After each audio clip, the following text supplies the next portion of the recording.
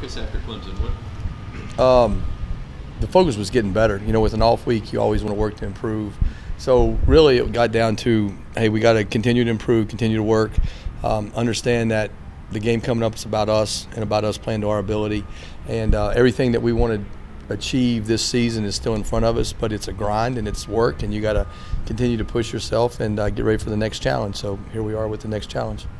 What types of things did you see in the first 5 games that you tried to fix or improve on in the bye week? Well, first of all, we've got some younger guys that have played a lot for us. You go back and look, really outside the Clemson game, our starters really haven't played 4 quarters. So we've had some guys play a lot of snaps for us. But continue to develop young guys, because depth's always going to be an issue as you get through the season. You got to make sure you develop those guys. Still continue to cross-train guys.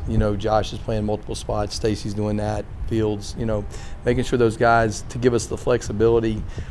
Because as the season goes along, injuries creep up, things happen, and you got to find ways to get your best players on the field.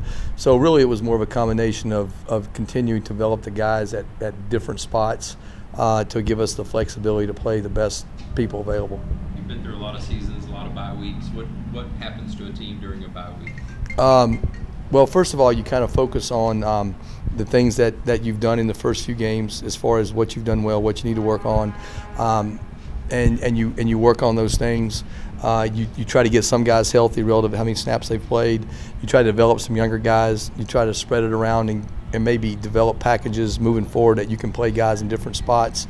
So you kind of do all that. Then you kind of let them decompress a little bit.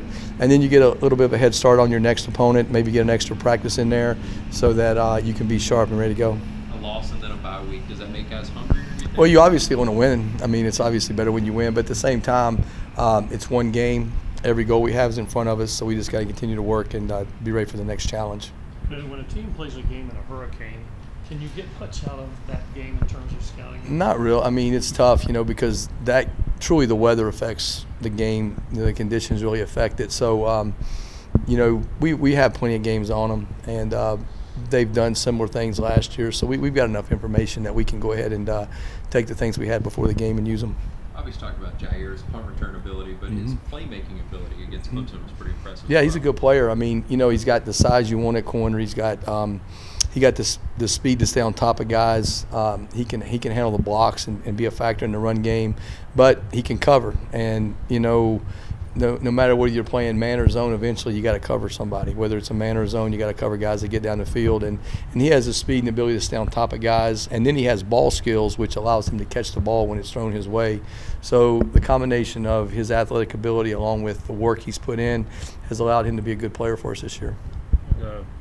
Bobby had said, I guess it was a week ago, that Shaq was going to have a real good chance to be back for this game.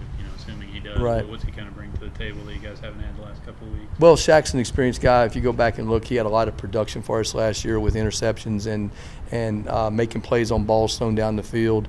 You've always got to be able to make plays when the ball's down the field. Whether it's a man or a zone, it still turns into a one-on-one situation, and you got to be able to make those plays. He's a veteran. He understands the defense. He understands alignments. He understands how to play guys. So anytime you can get a veteran that's played well for you in the past back, it's a positive.